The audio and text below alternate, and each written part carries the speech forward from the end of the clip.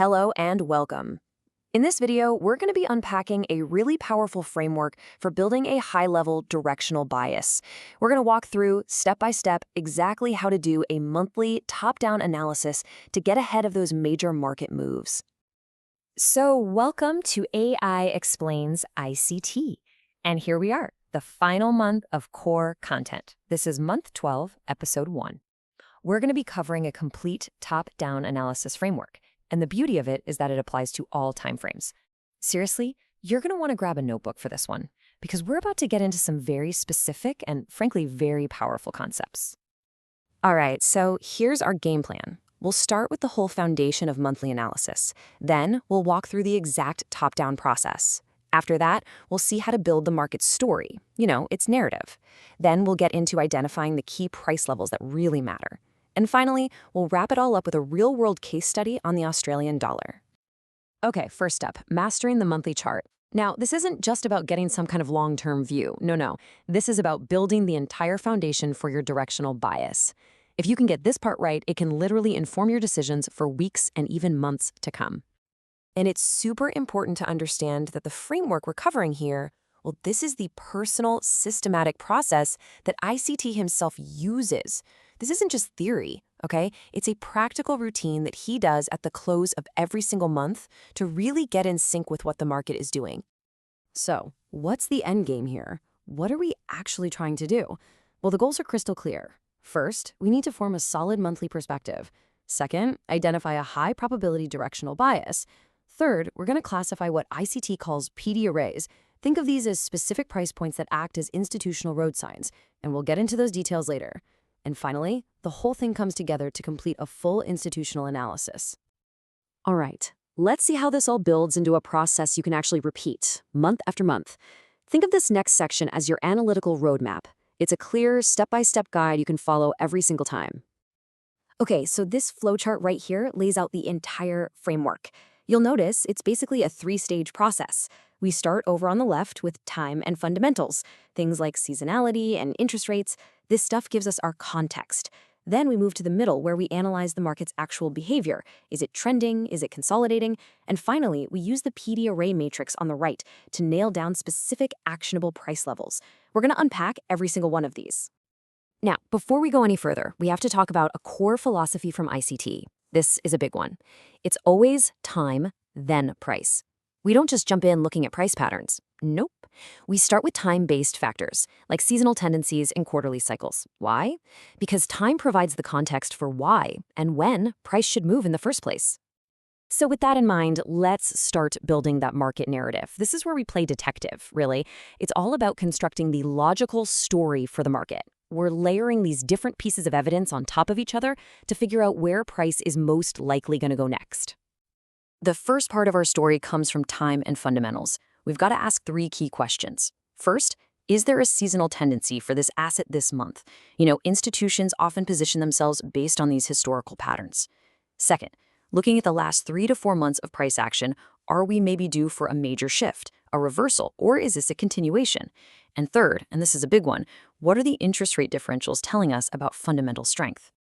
And when it comes to Forex fundamentals, central bank rates are without a doubt the primary driver. The goal is actually pretty simple. You want to find a currency with a high interest rate to pair against one with a low rate. This creates what's called a natural yield attraction, because these huge institutions are incentivized to buy the higher yielding currency just to collect that interest. That creates a fundamental tailwind pushing price in that direction. Okay, so once we have that time and fundamental context, we can start analyzing the market's actual behavior. We define its profile. Is it just chopping around in consolidation, or is it trending?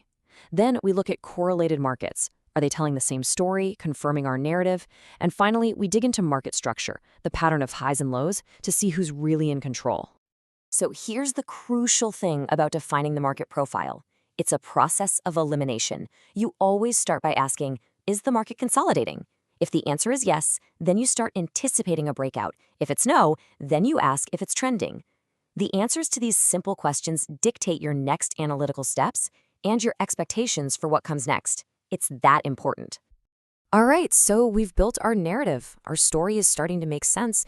Now it's time to translate that broad story into specific actionable price levels. This is where the analysis gets really precise. And we do this using what ICT calls the PD array matrix. It's basically a set of specific institutional reference points you can find right there on your chart. By identifying these, we can frame any price range and see which areas are a premium, that's a good place to sell, and which are a discount, a good place to buy. It's that simple. And these are the specific institutional focus points we're hunting for. This includes things like order blocks, which are key turning points, old highs and lows because we know liquidity is resting there, fair value gaps, which are these price imbalances that often get refilled, and you've also got rejection blocks, breakers, and a few others. Now, your job isn't to find all of them every time, but to identify the ones that are just clearly visible on the chart. And for that final touch of precision, these raw levels are what ICT calls calibrated. All this means is rounding them to the nearest institutional number, a level ending in 00, 20, 50, or 80. This just refines the zones into these super clean, precise levels that institutions use for their entries and targets. Okay, theory is great, but let's see how this all comes together in the real world. We're going to walk through a case study from June 2017 on the Australian dollar and see this entire process in action, from start to finish. All right, let's start building that narrative. So heading into June 2017, what did we have? First, the Australian dollar had a bullish seasonal tendency. Check. It had also been down for the last 3 months, which made a quarterly shift, a reversal. Pretty likely. Check. Critically, Australia's interest rate was at 1.5% versus the US dollar's 1%, creating that bullish fundamental pull. That's another check. The only neutral factor was the long-term consolidation profile. But wow, we've got a lot of things lining up already. Next, intermarket analysis delivered a massive clue. We're looking at what ICT calls an SMT divergence. Now, normally, when the dollar index makes a higher high, the Aussie dollar should make a corresponding lower low, right? But look at this. It didn't. This failure to follow the dollar down is a huge signal of underlying strength. It tells us that institutions are likely accumulating the Aussie dollar. So, with the narrative now firmly bullish, the PD array analysis pinpointed the key level to watch. Price had retraced down into a discount area, right to the opening price of a monthly bullish order block at 73.80. This became the precise institutional level to watch for support, and you guessed it, a potential long entry. And what was the result? Well, the analysis provided a super high probability bullish bias. The market found support at that exact 73.80 level and then began a significant rally that lasted for the next 2 months. I mean, that's the power of having a systematic, layered approach like this. We've laid out the entire roadmap for you, from time and fundamentals all the way down to this precise, calibrated levels.